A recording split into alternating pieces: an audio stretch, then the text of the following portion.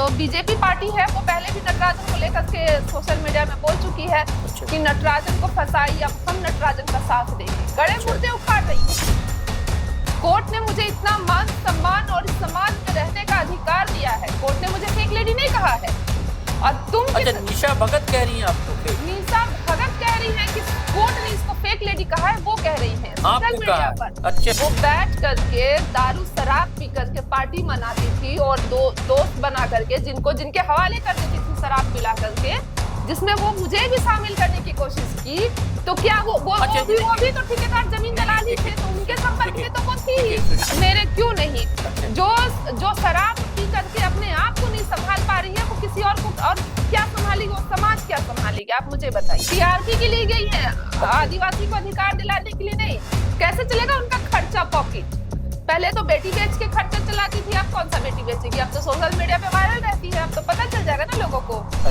है और वो ये सारी चीजें जानबूझ कर रही है, और इसीलिए मैं ऐसे समाज को बार बार हिदायत दे रही हूँ कि ऐसे लोगों से सावधान करिए, ऐसे लोगों को फिर आप संविधान पर बैठाइएगा। साथियों, सलाम, नमस्ते, सत श्री अकाल और जय भीम जोहार।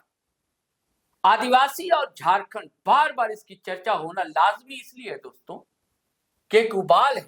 असे उबाल अकारण नहीं है, उसकी वजह है, उसके सबब। मैं बार बार कहता हूं और फिर कहूंगा मैं दोस्तों कि झारखंड बना किस लिए? आदिवासियों के लिए, उसकी संस्कृति, परंपरा, उसका जीवन, उसके जल जंगल जमीन, उसके संरक्षण के लिए, और उसी की लूट मची हुई है। अब परंपरा संस्कृति को भी हड़पने के कुत्सित प्रयास किए जा रहे हैं। एक राजनीतिक दल है, हर तरह से तोड़ फोड़ की उसकी रणनीतियां होती।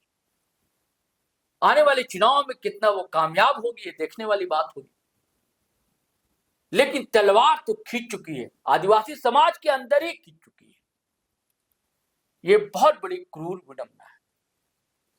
और इस बीच जमीन की लूट, और इस बीच आदिवासी समाज के कुछ लोग हैं जिनकी भूमिका से आप इनकार नहीं कर सकते। मैं ज्यादा चर्चा नहीं करूंगा दोस्तों। आप फ्रेम में देख रहे हैं संघर्षशील नेत्री आदिवासी समाज से आते सुषमा बड़ाई। आप और जानकारी लेना चाहें तो गूगल कर सकते हैं। लंबा संघर्ष है इनका, कोर्ट कचहरी थाना, इनका जीवन ही संघर्षों से भरा हो। तो ये संघर्ष की बारीकियों को समझती और लोगों के चरित्र को भी समझती हैं, कौन किस चरित्र का क्यों बोल रहा है, क्यों ऐसा एक्ट कर रहा है। अभी ताजा मामला कांके हुसीर का दोस्तों, एक जमीन का मामला। कोर्ट ने कहा था कि वहां कोई निर्माण हो नहीं सकता है, निर्माण होने लगा। कहा जाता कि आदिवासी जमीन थी। जैसा हर मामले में होता है, बड़बोली एक नेत्री है निशा कुमारी भगत, पहुंच जाती और गिरफ्तारी हो जाती है। हमारे फ्रेम में जो आप देख रहे हैं सुषमा बड़ाइक जी हैं, मैं आपका स्वागत करता हूं सुषमा जी। और सुषमा जी संविधान को बहुत मानती, लड़ाई उनकी संविधान से नहीं है, संविधान में जो अधिकार है उसके लिए लड़ती। और यह संविधान की बात है, कोर्ट की बात है, कचहरी की बात है। यहाँ का आदेश है कि निर्माण यहाँ नहीं होगा, अब वहां निर्माण हो रहा है और निर्माण कराने के लिए निशा कुमारी भगत पहुंच जाती। तो इन सारे मामले को सुषमा जी आप कैसे देखती हैं? सबसे पहले तो आपको और आपके चैनल के माध्यम से सभी को जोहार है जी। देखिए, मैं शुरू से बोलते आई हूँ कि जिसका चरित्र साफ रहेगा वही साफ छवि बना सकेंगे समाज में, और साफ तरीके से एक राजनीति पहल कर सकेंगे जिससे कि जनता का भलाई होगा। आप आए दिन निशा भगत को देखिए, कहीं भी जमीन का मामला कहीं भी पहुंच जाती है, और किसी भी पुलिस पदाधिकारी ऐसे गाली गलौज करती है जैसे कोई भी जाति को लेकर के भी कि तुम ईसाई हो, कसाई हो और जोल्हा हो, इस तरह का शब्द यूज करती है। आप ही बताइए, समाज में अगर वो अपने आप को नेता बता रही है तो इस तरह का शब्द यूज करना कितना हद तक सही है? फिर तो आप संविधान को मान ही नहीं रहे हैं। आप कोई भी जाति से उसको ईसाई, कसाई, जोल्हा इस तरह का वर्ड इस्तेमाल कर रही है।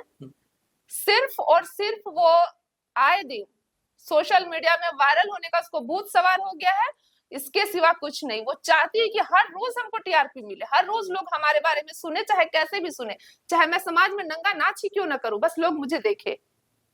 नहीं, लेकिन अभिव्यक्ति की आजादी या संविधान सम्मत अधिकार का अर्थ यह नहीं होता सुषमा जी कि हम नाली में या नाला में गंदे पानी में ढेले मारें तो दूसरे को तो छींटे पड़ेंगे ना, तो ये काम तो नहीं करना चाहिए। देखिए, बिल्कुल सबको प्रोटेस्ट करने का, विरोध करने का अधिकार सबको अधिकार है, आजादी है।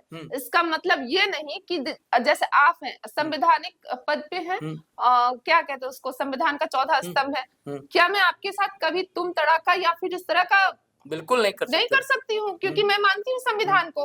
तो निशा भगत का जो बोल किस तरह से बिगड़ता है किसी के लिए, चाहे वो हमारे माननीय मुख्यमंत्री हैं या पुलिस प्रशासन हो, अरे हमारी भी लड़ाई पुलिस प्रशासन से रही है, तो क्या आज तक कोई पुलिस प्रशासन बता दी कि सुषमा तुम तड़ाका या फिर इस तरह की अनरगल बात करके समाज में गंध मचाने का काम किया है?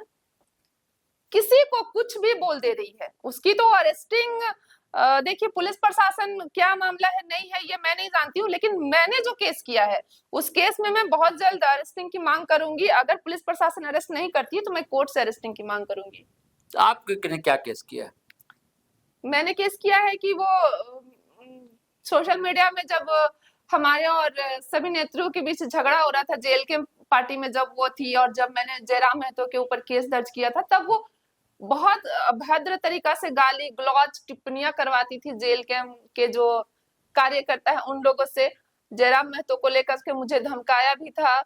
उसके बाद पूर्व में वो मुझे ठेकेदार के पास बेचने का काम कर रही थी। अच्छा, आपको? हाँ, वो गंदा रैकेट चलाती। मुझे बोलने में भी बार बार एक चीज शर्म आता है, वो इतनी गिरी हुई महिला है, और वो गिरी हुई महिला का चरित्र, वो खुद को समाज के सामने आकर के जो व्यक्तिगत जो जाति धर्म को लेकर के इस तरह से अनरगल बात करके खुद का छवि साफ बताने की कोशिश कर रही है। क्या मतलब है उसका?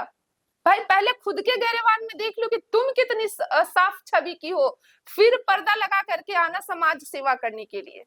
लेकिन आप तो बड़ा आरोप लगा रही हैं, बेचने की बात, बड़ी बात कह रही हैं। मैंने एफआईआर किया है अरगोड़ा थाना में, आप पता कर सकते हैं। मैंने एविडेंस दिया है अरगोड़ा थाना में, आप पता कर सकते हैं। बिना एफआईआर में बात नहीं कर रही हूँ। तो फिर उसमें अरेस्टिंग क्यों नहीं हुई?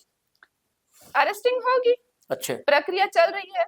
अच्छा, नोटिस की प्रक्रिया चल रही है। अच्छा। मैंने बात किया है थाना प्रभारी से। अच्छा। और अगर यहाँ से अरेस्टिंग नहीं होती है, ये तो साफ तौर पे दिख रहा है कि निशा भगत को, जो बीजेपी पार्टी है, वो पहले भी नटराजन को लेकर के सोशल मीडिया में बोल चुकी है। अच्छा। कि नटराजन को फंसाई, अब हम नटराजन का साथ देंगे। गड़े अच्छा। मुर्दे उखाड़ रही है वो।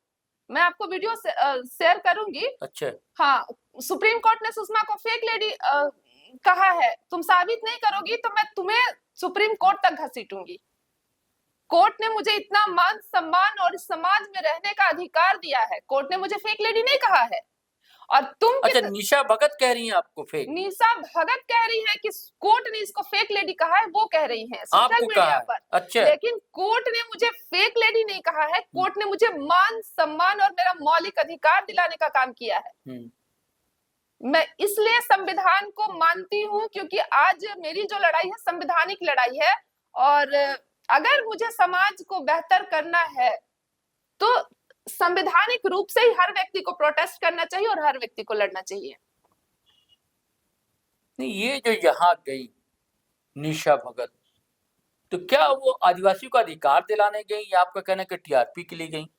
टीआरपी के लिए गई है। अच्छा। आदिवासी को अधिकार दिलाने के लिए नहीं। कैसे चलेगा उनका खर्चा पॉकेट? पहले तो बेटी बेच के खर्चा चलाती थी, अब कौन सा बेटी बेचेगी? अब तो सोशल मीडिया पे वायरल रहती है, अब तो पता चल जाएगा ना लोगों को। अच्छा।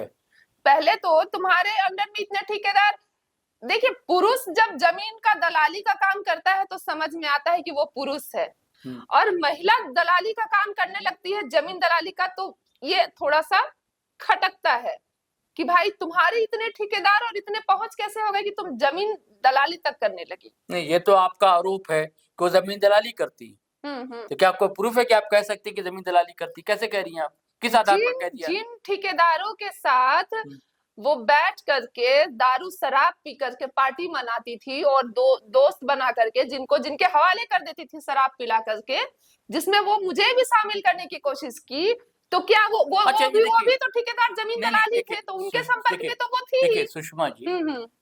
देखिए स्त्री को भी अपना अधिकार है, वो शराब पीती हो या सिगरेट पीती हो, हम्म। ये उनका अपना है, निजी निजी निजी मामला है, हम्म। निजी मामला है उनका अपना, है ना? नहीं नहीं, फिर तो खाने के दांत अलग और दिखाने अच्छा के अलग हो गए समाज में। अच्छा।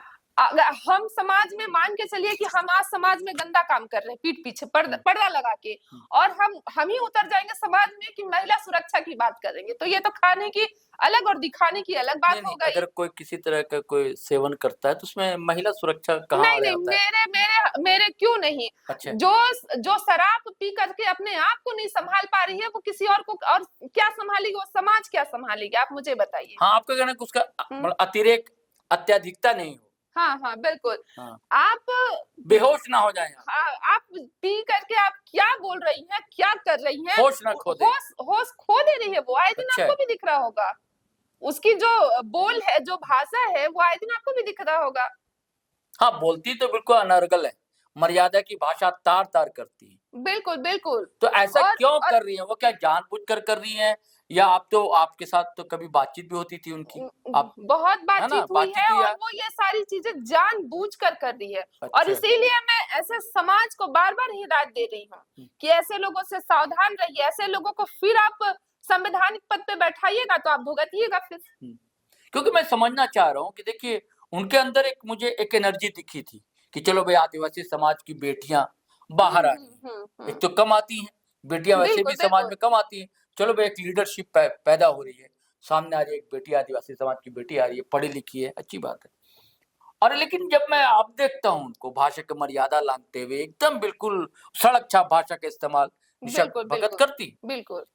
और आपका क- उनसे मिलना जुलना रहा है, हम्म। आप खुद कह रही हैं, बातचीत, मिलना जुलना, इसीलिए मैं समझना चाह रहा हूँ कि वो अचानक ऐसा क्यों परिवर्तन आ गया उनके अंदर? जब वो जेल के में थे तो इतना परिवर्तन नहीं था। जेल के में देखिए, मेरे मेरे समझ से जो हमारे बीच अच्छा बातचीत हुई थी, जी जब जयराम महतो पे मैंने केस किया, जी वो सिटिंग विधायक हैं, उस पे एफआईआर हो जाना एक मायने रखता है। जी वो तब हमको कॉल की कि तुम जयराम महतो पर एफआईआर कर दी हो, क्या मामला है, जयराम महतो तुमको कॉल किया है। हम आज तक जेल के में रह के भी जयराम महतो के करीब बातचीत मेरा उस तरह से नहीं हो सका, तो तुम्हारा क्या मामला है, ये सब सारी बात वो पूछी। कहीं ना कहीं अंदर से उसके मन में ईर्ष्या है, वो मेरी चीजों को नष्ट करने की कोशिश करती है। और जो है वो इस तरह का कहीं ना कहीं उसको लगा कि मुझे जेल के में तहरीर नहीं दिए जयराम महतो, तो वो बौखला गई है। हाँ, कि मैं अब हाँ, उसको करूंगी। लगा कि हाँ यानी कि उसको तरजीह नहीं दे रहे हैं जयराम, हाँ आपको हाँ दे रहे हैं। हाँ, तुम्हें कैसे तहरीर मिल गया और मैं जेल के में रहने के बाद भी मुझे तहरीर नहीं मिला, अच्छा है ना, तो वो बौखला गई है। अच्छा और इतना बौखला गई है कि अब मैं करूंगी, अब मेरा जीवन किसी के लिए है ही नहीं, तो मैं नष्ट ही कर दूं, भाई तुम ही हमको मार दो। कहते हैं ना कि चलो जहाँ कुछ नहीं वहां बहुत कुछ है, वही हिसाब वो कर रही है कि आए दिन समाज में कुछ ना कुछ उटपटांग काम कर रही है। और आपने ये भी आरोप आप लगा रही है कि भारतीय जनता पार्टी का सपोर्ट मिलता है। हाँ बिल्कुल, भारतीय जनता पार्टी का उसको सपोर्ट मिलता है, और मैं भारतीय जनता पार्टी का सपोर्ट इसलिए नहीं करती हूँ क्योंकि भारतीय जनता पार्टी जो है वो मेरे केस में मुझे बहुत प्रताड़ित करने का प्रयास की थी। जब उनकी सरकार थी, वो महिला सुरक्षा के हित में बात नहीं करती है। अच्छा महिला सुरक्षा के हित में बात नहीं करती है। और आज जो नटराजन जो बरी हुए हैं, वो भारतीय जनता पार्टी का ही देन था। और ये तो मेरी किस्मत थी, संवैधानिक लड़ाई थी कि मैंने नटराजन को हाई कोर्ट और सुप्रीम कोर्ट तक घसीटा, वरना भाजपा की सरकार का वश होता तो ये मेरी हत्या करवा देती। तो आप अंततः क्या चाहती हैं? क्या मित्रता फिर पहले जैसी चाहती हैं निशा भगत से, या आप गिरफ्तारी चाहती हैं? आप चाहती क्या है? मैं न्याय चाहती हूँ, निशा भगत को भी सजा तो हो। आपके साथ अन्याय क्या किया है निशा आप भगत ने? एक बात बताइए, आपकी ही बेटी होगी, आपकी फैमिली की कोई भी लड़की होगी, मैं उसे बेचने का काम करूंगी किसी के साथ में, तो उसको कितना बुरा लगेगा? नहीं, ये कैसे समझा आपने कि आपके साथ ऐसा हुआ? मेरे पास उसका एविडेंस है। अच्छा हाँ, वो मुझे जबरन ले जा रही थी किसी ठेकेदार के पास कि नहीं तुम चलो चलो चलो, तुमको शराब पीना है। तो फिर ये क्यों कर रही थी वो? फिर समाज में क्यों अच्छी बनने की कोशिश कर रही है? तुम तो खुद बेटी बेचवा दलाल हो, तो फिर तुम अच्छा, संवैधानिक पद पे बैठे लोगों को तुम दलाल क्यों कह ये जो रही आप हो? आरोप लगा रही हैं, जो घटना आप बता रही हैं, ये कब हुआ था, किस सन की बात है? ये 2022 की बात है। 22 की बात। हाँ। अब केस आपने कब किया? 22 में तो फिर मुझे गोली लग गई थी। 3 अच्छा, साल तो मैं बेड रेस्ट में रही हूँ। उसके बाद केस किया आपने? हाँ, आप तो गोली लगने के बाद तो 2 साल 2.5 साल तक मैं बोल ही नहीं पाती थी, लोगों को अच्छा फेस नहीं कर पाती थी। अच्छा तो ये 2022 की बात है और 2024 में मैंने केस किया, 25 में। अच्छा, यानी कि अब आप पूरी तरह चाहती है कि गिरफ्तारी होना चाहिए, बिल्कुल, बिल्कुल। क्योंकि आपके साथ अन्याय हुआ है। मेरे साथ अन्याय हुआ है, उसने बहुत अभद्र भाषाओं का प्रयोग किया है सोशल मीडिया पे और उम्मीद करती हूँ अगर पुलिस प्रशासन अरेस्ट नहीं करेगी भाजपा सरकार के दबाव में, तो फिर मैं कोर्ट की शरण में जाऊंगी। कोर्ट में घसीटने को सुषमा नायक तैयार हैं, सिर्फ गिरफ्तारी से बात नहीं जमेगी। और बहुत बड़े आरोप इन्होंने लगाए हैं, ये तो कोर्ट में ही साथियों सिद्ध होगा कितना दम है इनके आरोप में। लेकिन जिस तरह की भाषा का इस्तेमाल आजकल निशा कुमारी भगत कर रही हैं, वो कतई सही नहीं कहा जा सकता। चलिए साथियों, अब आज्ञा दीजिए, इजाजत दीजिए। सुषमा जी, आपका शुक्रिया, आभार जी। आपका आने का। लेकिन आप धड़ाधड़ वीडियो को शेयर कर लीजिए दोस्तों, और सब्सक्राइब कर लीजिए चैनल। फेसबुक को देख रहे हैं तो फॉलो कर लीजिए। चलिए चलते हैं। जय हिंद, जय भारत।